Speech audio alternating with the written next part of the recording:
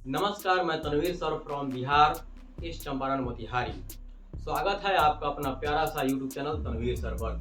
दोस्तों, आज का हमारा टॉपिक बहुत ही इम्पोर्टेंट है क्योंकि बहुत ही इंटरेस्टिंग होने वाला है यह टॉपिक।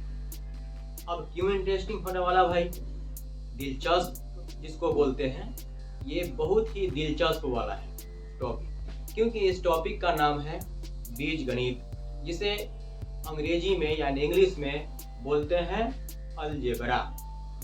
देखिए, एक लाइन की बात है कि अगर कहावत भी है कि रूसी क्रांति के बिना इतिहास की अगर बात की जाए, यानी हिस्ट्री की बात की जाए और उसमें रूसी क्रांति की बात नहीं की जाए, तो समझिए वह इतिहास अधूरा है, यानी कि आप कुछ नहीं जानते हैं।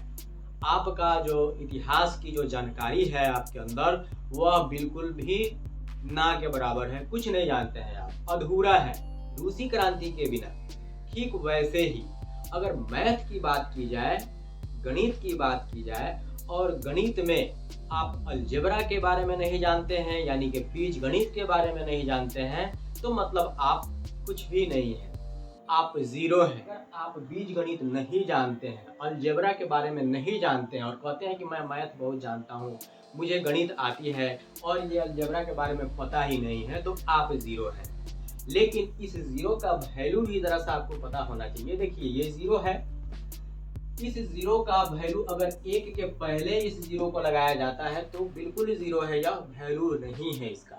लेकिन किसी एक के बाद अगर एक जीरो लगाते हैं तो यह 10 हो गया, एक और जीरो बढ़ाते हैं तो यह 100 हो गया, अगर एक और जीरो बढ़ाते हैं तो यह 1000 हो गया और एक और जीरो बढ़ाते हैं तो ये 10,000 हो गया। यानी कि जितना हम जीरो इस पर बढ़ाते जाएंगे, यानी किसी भी अंक पर, हमने एक का बात किया, अगर ऐसे ही 2 पर हम रखते हैं एक जीरो तो यह 20 हो गया, एक और जीरो बढ़ाते हैं तो 200, एक और जीरो बढ़ाते हैं 2000, एक और जीरो बढ़ाते हैं तो 20,000, यानी ऐसे ही बढ़ते जाएगा, ऐसे ही बढ़ते जाएगा जीरो का। यहाँ पे आप संख्या बढ़ाते जाएंगे और इस एक का वैल्यू बढ़ता जाएगा, इस 2 का वैल्यू बढ़ता जाएगा। ये किसकी वजह से हो रहा है? जीरो के वजह से। बस आप इसके बारे में नहीं जानते हैं कि कैसे इसको यूज करना है। तो भाई ये नहीं समझिए कि आप जीरो हैं तो कुछ नहीं है, नहीं, जीरो है तो आप हीरो हैं, याद रखिए। बस आपका अपना वैल्यू समझ में आना चाहिए। अब देखिए, यहाँ पर मैं बातों में आपको थोड़ा सा बीज गणित के बारे में भी बता दिया। यहाँ पे जो हमने बताया ये भी क्या है, एक अलजेब्रा का हिस्सा है। यानी अगर मैथ में अलजेब्रा के बारे में बात नहीं की जाए, आप अलजेब्रा नहीं जानते हैं, तो मैथ अधूरा है। सबसे पहले हम बात करेंगे संख्या के बारे में। इसके बारे में भाई, संख्या के बारे में हम बात करेंगे तो यानी संख्या 2 तरह की होती है। संख्याएं जो है वह कितने प्रकार की होती हैं? 2 तरह की होती हैं। और जिसमें क्या होता है, पहला जिसको बोलते हैं चर संख्या, चर संख्या यानी कि वेरिएबल संख्या। चर संख्या को इंग्लिश में क्या बोलते हैं? वेरिएबल संख्या बोलते हैं। और वेरिएबल का मतलब होता है जिसका मान बदल जाए, जिसका मान बदलता रहे, वह वेरिएबल होता है। और एक होता है अचर संख्या। अचर संख्या को इंग्लिश में बोलते हैं कांस्टेंट नंबर। कांस्टेंट का मतलब होता है स्थिर, स्थिरांक जिसको कह सकते हैं, जिसका वैल्यू नहीं बदले, जिसका वैल्यू नहीं बदले। अब जैसे मान लीजिए हमने यहाँ पे 2 बात किया, हमने संख्या के बारे में 2 हमने बताया, एक चर संख्या बताया। चर संख्या क्या भाई? चर संख्या, चर संख्या के बारे में हमने बताया, जिसको इंग्लिश में बोला जाता है वेरिएबल नंबर्स। इसका एग्जांपल क्या हो सकता है? x, y, z, a, b, c etc इत्यादि। ये सभी क्या है? वेरिएबल संख्या है, x, y, z, a, b, c, d। अब यहाँ देखिएगा, मान लीजिए ये पहला संख्या हुआ। संख्या 2 प्रकार की होती है, चर संख्या और अचर संख्या। दूसरा अगर लेते हैं हम अचर संख्या, अचर संख्या। तो अचर संख्या के बारे में जिसका वैल्यू नहीं बदले, जो कांस्टेंट हो, यानी स्थिरांक वैल्यू जिसको आप कह सकते हैं, जो स्थिर हो, उसका मान कभी नहीं बदलता हो। जैसे एग्जांपल के तौर पे आप कह सकते हैं 1 2 3 4 5 डॉट डॉट डॉट etc आप ले सकते हैं इत्यादि। अब देखिए 1 हमेशा 1 ही रहेगा, 1 में आप 1 जोड़िएगा तब ना ये 2 होगा। 2 में 1 जोड़िएगा तब 3 होगा, लेकिन 1 हमेशा 1 ही रहेगा, 2 हमेशा 2 ही रहेगा, 3 हमेशा 3 ही रहेगा, 500 हमेशा 500 ही रहेगा, उसका मान नहीं बदलेगा, है ना। लेकिन यहाँ एक्स वाई जेड ABCD के बारे में बात की जाए, यानी कि A to Z तक जितना भी है ABCD एक्स वाई जेड, देखेंगे आप। जैसे मान लीजिए एक गुणनखंड ही आप निकालते हो, तो उसी में क्या होता है कि x का वैल्यू एक जगह 5 आ जाता है और उसी क्वेश्चन में x का वैल्यू 2 ही आ जाता है। तो मतलब x का वैल्यू एक अलग आ गया, अलग तरह से आ गया, एक ही x का वैल्यू आता है। बहुत सारे ऐसे क्वेश्चन होगा, आपने बनाया होगा कि x का वैल्यू 2,3, मतलब x का वैल्यू 2 भी हो सकता है और x का वैल्यू 3 भी हो सकता है, मतलब बदल रहा है यहाँ पे वैल्यू। मतलब ये संख्या वेरिएबल है, तो वह ABCD भी हो सकता है, XYZ भी हो सकता है, यानी A से लेकर के Z तक जितनी भी इसमें संख्या है, यह क्या है भाई, चर संख्या है।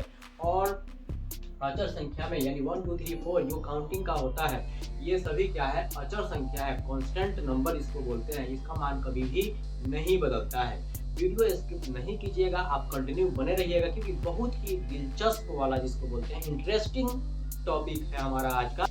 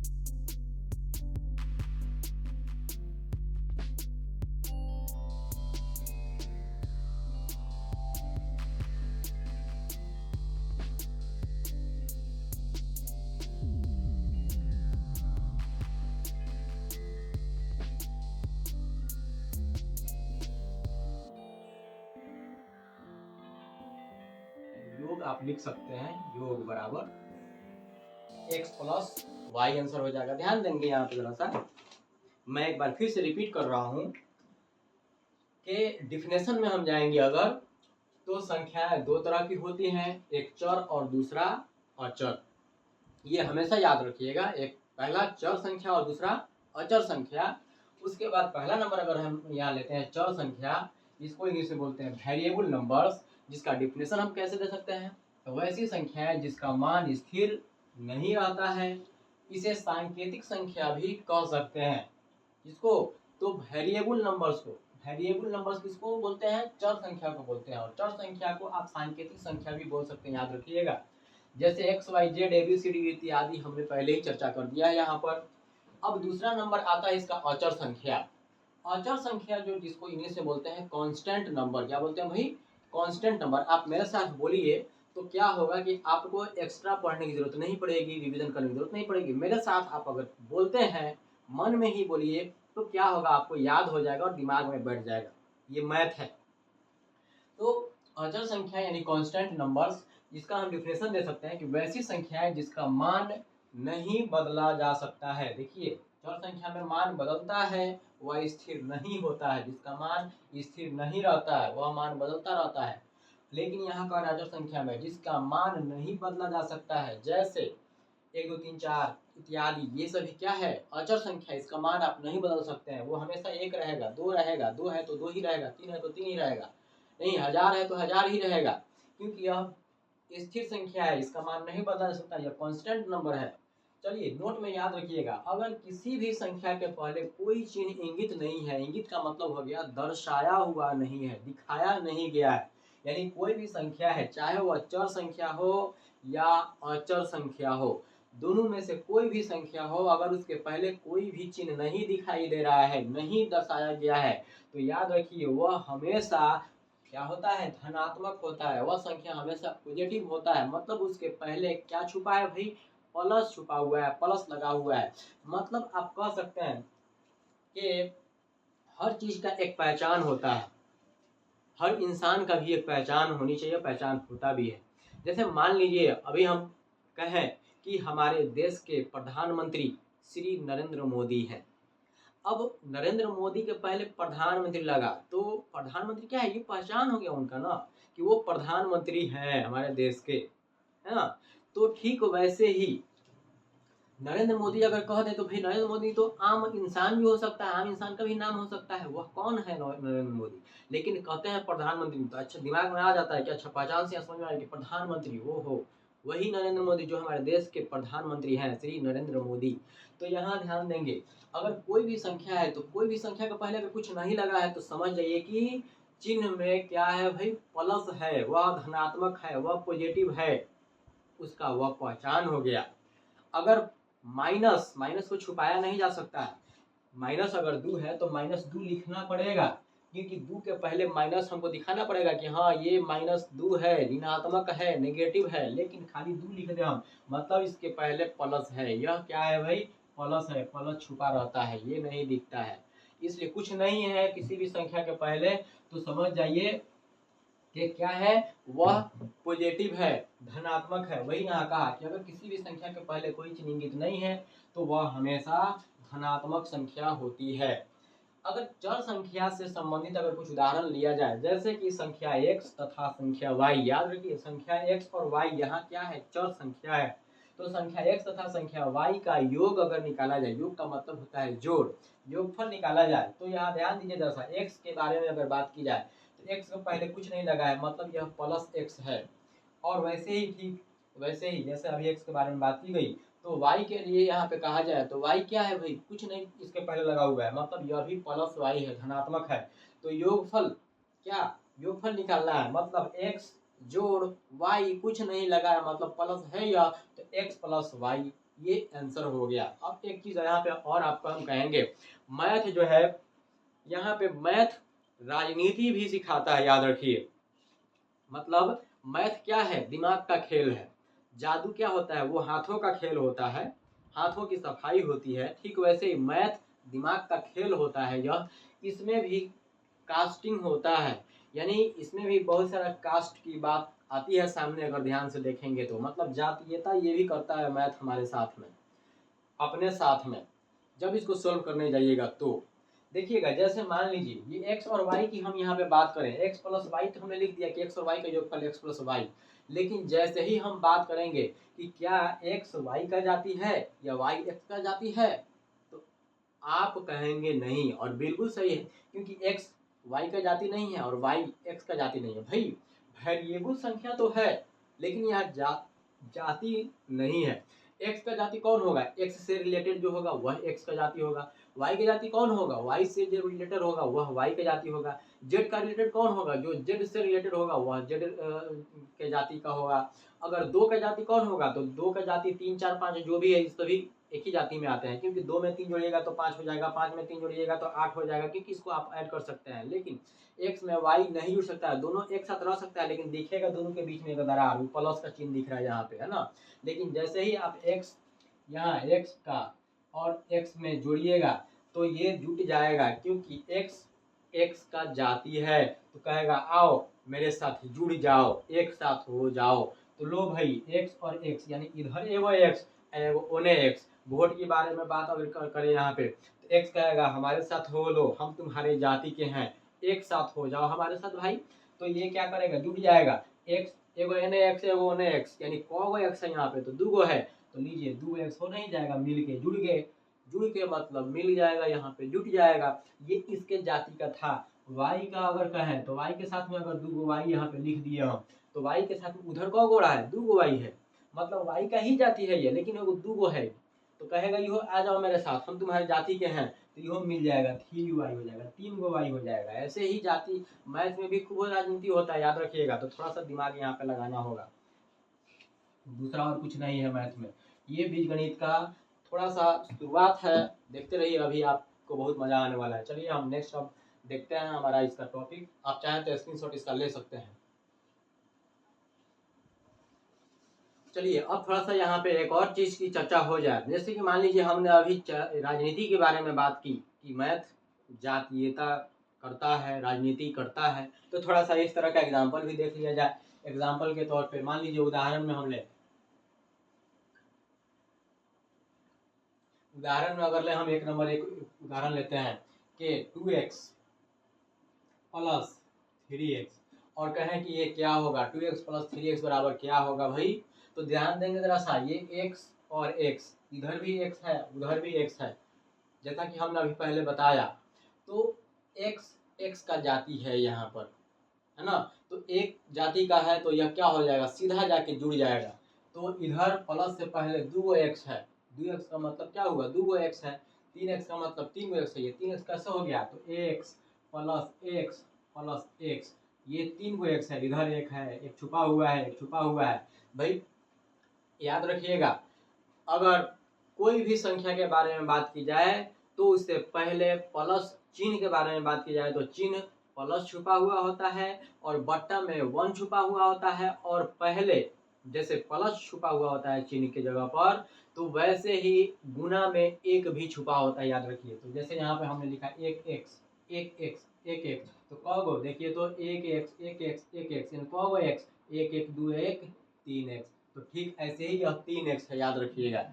इस तरह से जाके ये 3x हो जाता है। इसके पीछे और भी सारा कंसेप्ट है, अभी फिलहाल इतना ही देखिए। तो ये 2x और 3x मिलकर कगो x, तो 5x हो जाएगा, यानी 5x हो जाएगा। अगर दूसरा नंबर हम एग्जाम्पल लेते हैं तो मान लीजिए 10x प्लस हम दे दें यहाँ पे -11x बराबर कहें तो क्या होगा भाई। ये देखिए 10x प्लस पोस्ट में दिया है -11x, लेकिन ध्यान देने की बात यहाँ x ये भी है और x ये भी है, x ये भी है और x ये भी है। चलिए अब देखिए जरा सा यहाँ पे 10x, इसको हम कैसे सोल्व करेंगे। 10x, अब ये प्लस है, यहाँ क्या है भाई, ये प्लस है और कोष्ट है, उसके बाद माइनस है, यानी ऐसे है ये बात। इसको 11x को छोड़ दीजिए, माइनस कोष्ट में है।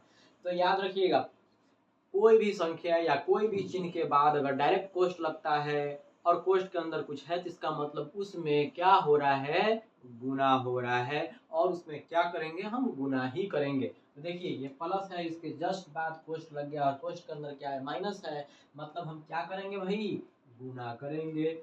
तो गुना करेंगे तो प्लस में गुना कीजिए माइनस से, यानी प्लस गुना माइनस हमको करना है। तो प्लस में माइनस से गुना कीजिएगा तो क्या हो जाएगा, माइनस हो जाएगा। तो यहाँ क्या हो जाएगा भाई, माइनस हो जाएगा, और है यह 11x। भाई दोनों जाति का तो है, लेकिन अब ये घट जाएगा। अब घटेगा तो यहाँ हो जाएगा -x हो जाएगा। अब यहाँ माइनस क्यों लगा, इसके पीछे भी कॉन्सेप्ट है, तो वो हम आगे अभी क्लियर करूंगा, अभी नहीं करूंगा क्लियर। यहाँ पे ध्यान देंगे जरा सा, ये -x हो गया, लेकिन ऐसा क्यों, ये माइनस क्यों हुआ, प्लस क्यों नहीं हुआ, इसका कॉन्सेप्ट हम अभी इसी वीडियो में आगे क्लियर करेंगे। चलिए कंटिन्यू बने रहिए। तीसरा नंबर अगर एग्जांपल के तौर पे हम ले यहाँ पे तीसरा एग्जांपल, तो तीसरा एग्जांपल अगर मान लीजिए हमारा है 10y plus 5x plus -6x plus 10y -30y और बराबर में कह रहा है क्या होगा। अब देखिए थोड़ा सा सबसे खतरनाक हो गया, ये राजनीति और खतरनाक हो गया। तो वो कैसे यहाँ पे सॉल्व कीजिएगा इसको, देखिए तो पहले जरा सा, सबसे पहले यहाँ तो आप कोष्ट को हटाइए, जो कोष्ट में है, ठीक है, आएगा तो हटा दिया जाएगा। लेकिन पहले देखिए तो ये y वाला है, क्या y वाला जाति का कहीं और है इसमें, तो इधर भी है y, यहाँ भी है y। तो देखिएगा ये 10y और ये 10y मिलकर क्या हो गया, 20y। तो पहले हम इसको पॉजिटिव वाला लिख लेते हैं, तो 10y और 10y मिलकर क्या हो गया भाई, 20y। लिखो भाई 20y, और जाति को भी एक जगह कर दो, तो -30y है, तो यहाँ लिख सकते हैं हम -30y। हो गया, एक जाति वाला एक जगह आ गया, प्लस वाला था जुट ही गया। अब देखिए ये प्लस 5x है, यानी x वाला यहाँ भी है, यानी इसके जाति का ये है यहाँ पे। तो प्लस 5x लिखते हैं, प्लस 5x, और ये प्लस माइनस वाला गुना अभी हमने बताया, तो प्लस में माइनस गुना करते हैं तो माइनस होता है, तो प्लस माइनस -6x हो गया, 6x हो गया, कोई दिक्कत नहीं। अब देखिए यहाँ पे 20y में से 30y, यानी 20 में से 30 घटा रहे हैं, यानी 30 में से 20 घटाइएगा तो क्या होगा, 10 होगा, लेकिन -10y होगा यहाँ पर। ठीक है, अब ये देखिए ये +5x है -6x है, तो 5x में से 6 घटाने की कर रहा है, लेकिन वैसे 6x में से 5x घटा दीजिएगा, यानी 6 में से 5 घटाएगा तो 1 होगा, तो ये 1x हो गया, यानी कि x होगा, मतलब ये -x हो जाएगा। अब ध्यान देने की बात है यहाँ कि ये इसको घटाने पर ये -10y आता है, ये माइनस के साथ में आता है, और इसको घटाने पर भी माइनस के साथ में आता है। ये माइनस क्यों आया, ये माइनस क्यों आया, मैं यहाँ पर क्लियर नहीं करूँगा, इसी वीडियो में जस्ट इसी के आगे हम क्लियर करेंगे आपका कॉन्सेप्ट, इसलिए कंटिन्यू बने रहिए। चलिए -10y - 1, इसका क्या हो जाएगा यहाँ पर, ये आंसर हो जाएगा। ये एक साथ नहीं हो सकता है क्योंकि दोनों का जाति यहाँ अलग अलग है। y ये 10y -10y ये y जाति का है, ये -x जाति का है, इसलिए दोनों एक साथ नहीं हुआ। लेकिन ये वाला दोनों एक के जाति का था, इसीलिए यहाँ पे क्या हो गया, जुटकर 5x हो गया। चलिए इसको भी हम हटाते हैं यहाँ से।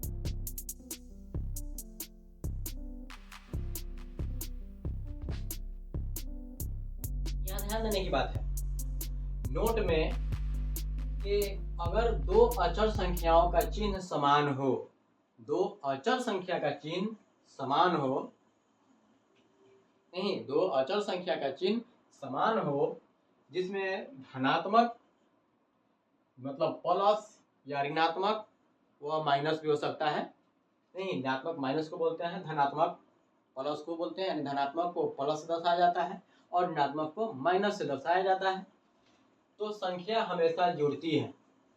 नहीं, जैसे मान लीजिए अगर 4x + 7x हम लेते हैं यहाँ पर, नहीं, अब यहाँ ध्यान दीजिए, यहाँ कह रहा है अगर दो अचर संख्या का चिन्ह, भाई वह चर भी संख्या हो सकता है, x y z में भी हो सकता है, लेकिन ये दोनों पर लागू होगा। यहाँ देखिएगा +4x है, ये देखिए तो यहाँ पे 4x के पहले प्लस है, कुछ नहीं है तो मतलब प्लस है, तो +7x और +4x है, ये +7x +4x और +7x। क्या कर रहा है, अगर दो अचर संख्याओं का चिन्ह हमेशा समान हो तो वह संख्याएं हमेशा जुड़ती हैं, अब वह धनात्मक में हो या ऋणात्मक हो, अगर समान हो, एक जैसा हो तो वह जुड़ेगा। जैसे यहाँ +4x + 7x है तो ये हमेशा जुड़ेगा, यानी 4 और 7 मिलकर 11x हो गया।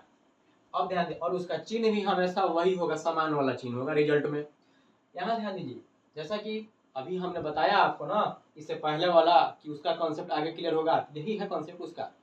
अब -4x यहाँ पे ले लिया जाए, सेम यहाँ प्लस दोनों में लगा था, अब यहाँ पे ले लिया हम दोनों में माइनस लगा दिए, ये -4x है और ये -7x है, लेकिन ये देखिए माइनस की बात यहाँ पे हो रही थी, यहाँ आ गया, तो -4x और -7x, तो कहने का मतलब ये दोनों का सेम चिन्ह है कि नहीं है, समान चिन्ह है, माइनस यहाँ भी है माइनस यहाँ भी है, तो भी यह जुड़ेगा।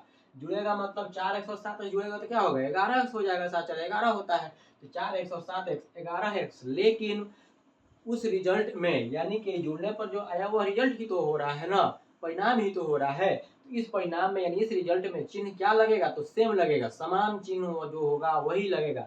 इसमें समान चिन्ह प्लस था तो यहाँ प्लस लगा हुआ है जो नहीं दिख रहा है, छुपा हुआ है, यहाँ समान चिन्ह माइनस है, जुड़ने के बाद 11x है ये, लेकिन समान चिन्ह रिजल्ट में लगेगा तो यहाँ माइनस है, माइनस दिखाना पड़ेगा, इसलिए यहाँ पे माइनस लगा, -11x हो गया। याद रखिएगा नोट में, फिर यदि दो अचर संख्याओं का चिन्ह, यदि दो अचर संख्याओं का चिन्ह एक दूसरे के विपरीत है, यानी एक दूसरे का उल्टा है, अगर एक तरफ प्लस है तो दूसरी तरफ माइनस है, यानी प्लस का उल्टा हो गया माइनस, माइनस का उल्टा हो गया प्लस, तो लीजिए एक दूसरे का विपरीत है तो संख्याएं हमेशा घटेंगी, याद रखिएगा। अगर दो अचर संख्या हो या चर संख्या हो तो उसमें संख्या जो है एक दूसरे के उल्टा होंगे, विपरीत होंगे।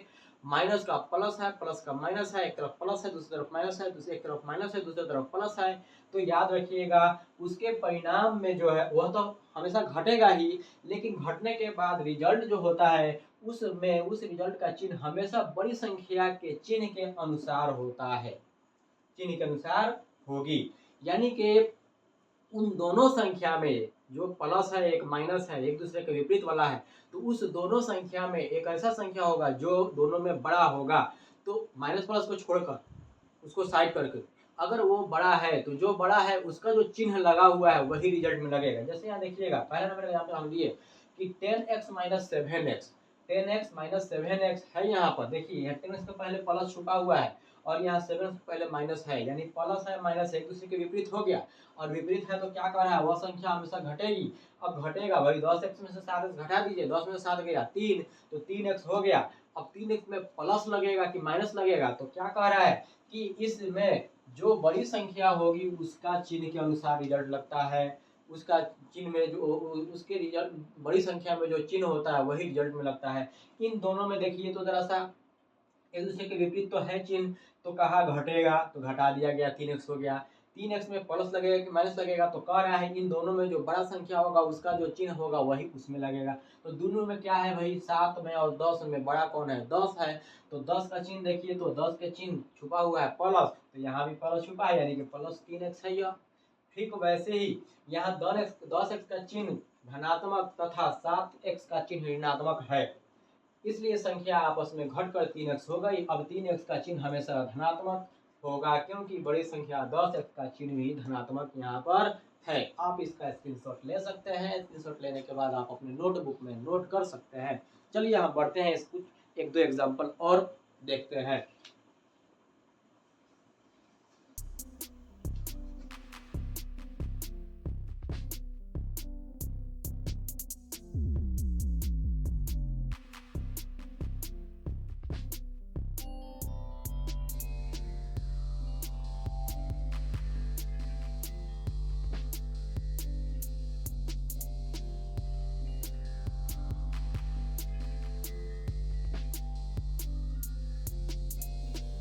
एक समूह के हैं 3x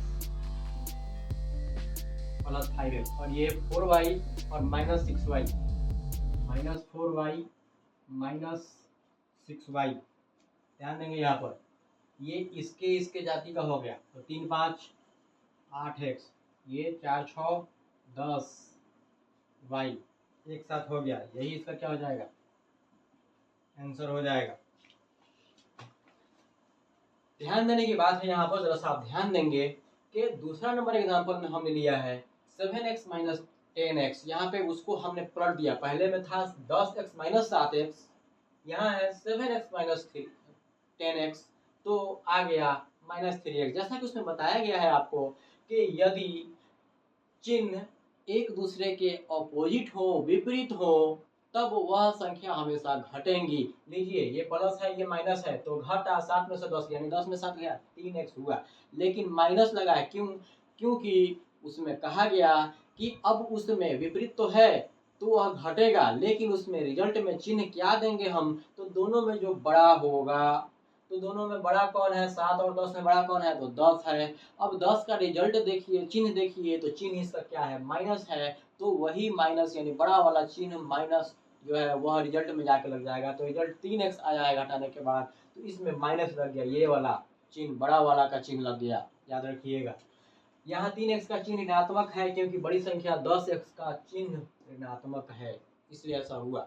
नेक्स्ट एग्जांपल लेते हैं, अगर तीसरा नंबर में अगर कहें नोट के तौर पे कि अचर अगर चर संख्या अलग अलग समूह के हो, अगर चर संख्या अलग अलग समूह के हो, यानी समूह का मतलब भीड़ हो गया ग्रुप हो गया, नहीं अलग अलग समूह के हो अलग अलग जाति के हो, तो उन्हें अलग अलग क्या करेंगे हम जोड़ेंगे, याद रखिएगा अलग अलग जोड़ेंगे अलग अलग हटाएंगे, याद रखिएगा हमेशा। जैसे मान लीजिए दे दिया यहाँ पे 3x minus 4y plus 5x minus 6y बराबर क्या है, तो भाई 3x, तो x के जाति अलग x का समूह, तो यहाँ 5x वाला है x के जाति वाला यहाँ पे, और 4y की जाति वाला उधर है 6y है, तो उसको पहले की जगह कर लीजिए आप। वही कह रहा है यहाँ भी नियम के अनुसार। तो 3x के जाति 5x वाला है तो 5x, याद रखिए 5x तो आएगा, लेकिन वो अपने पहचान के साथ में आएगा। तो पहचान इसका क्या है भाई, तो उसके पहले जो चिन्ह लगा हुआ है वही उसका पहचान है। तो प्लस है तो प्लस है, माइनस है तो माइनस है। तो 5x के पहले प्लस लगा है तो प्लस 5x आएगा। तो प्लस 5x यहाँ आया। अब -4y है, -4y रख दिया हम यहाँ पे। अब -4y यानी कि यह y वाला है, y जाति का है। अब देखिए तो y वाला है इसमें, तो y वाला तो एगो है, जैसे x वाला था एगो। तो -6y है, तो ये -6y इसके पास आएगा, खाली 6y नहीं आएगा, -6y आएगा भाई। तो -6y यहाँ आ गया। अब देखिए ये इसके जाति का था एक जगह तो आ गया। अब इसमें जुटेगा, दोनों सेम चिन्ह वाला प्लस तो जुटेगा, दोनों सेम चिन्ह कहता है नियम जोड़िए। तो 5 और 3 8x हो गया, सेम चिन्ह है तो सेम चिन्ह लगेगा, तो प्लस 8x ही होगा। ये देखिए -4y -6y ये दोनों सेम चिन्ह है, तो सेम चिन्ह है तो जुटेगा। तो मतलब 4y और 6y, y जुटेगा भाई, एक जाति का है। तो y मिल गया, तो 4 6 10y, लेकिन सेम चिन्ह लगेगा क्योंकि सेम चिन्ह इसका माइनस है, सेम लगेगा भाई नहीं। तो -10y हो गया यहाँ पे, जैसा कि हमने बताया इससे पहले, अभी कुछ ही देर पहले। तो 8x -10y यहीं तक ये स्टॉप हो जाएगा, क्योंकि ये देखिए x जाति का ठहरा, ये y जाति का ठहरा। अब दोनों एक ही जगह, दोनों के बीच में माइनस लगा रहेगा। यही इसका फाइनल रिजल्ट हो जाएगा, यही इसका क्या हो जाएगा, आंसर हो जाएगा। अब ध्यान देंगे, आज के वीडियो में हम इतना ही आपको बता रहे हैं। अगला पार्ट में आपको गुणा से संबंधित, लेकिन बीजगणित अभी समाप्त नहीं हुआ है। बीजगणित का अभी तो ये थोड़ा सा हिस्सा है भाई, छोटा सा हिस्सा है, अभी तो सिर्फ शुरुआत हुआ है। अभी गुणा से संबंधित नियम है, बहुत सारे नियम है बीजगणित में। गुणा से संबंधित नियम अगले वीडियो में हम आपको बताएंगे। लेकिन अगर वीडियो आपको अच्छा लगा हो तो प्लीज मेरे दोस्त, मेरे भाई, आप जो भी हैं, मेरी बहन, एक लाइक करके प्यारा सा कमेंट जरूर कीजिएगा और अपने दोस्तों को शेयर करना बिल्कुल नहीं भूलिएगा, क्योंकि ये सब करने से एक पैसा भी नहीं लगता है, बस एक छोटा सा यानी 1 सेकंड समय लगता है। इतना तो आप मेरे लिए कर ही सकते हैं, ताकि इतना करने से क्या होगा, मेरा हिम्मत बढ़ेगा, मैं मोटिवेट होता हूँ। आप मेरे वो फैमिली हो जिससे मैं मोटिवेशन मुझे मिलता है, मैं मोटिवेट होता हूँ, याद रखिएगा। मुझे हिम्मत मिलती है, मुझे प्रेरणा मिलती है आपसे, इसलिए जुड़ जाइए मुझसे सब्सक्राइब करके, और वीडियो अच्छा लगे तो प्यार से कमेंट जरूर कीजिएगा मेरे भाई। चलिए मिलते हैं हम आपसे नेक्स्ट वीडियो में, तब तक के लिए बाय बाय।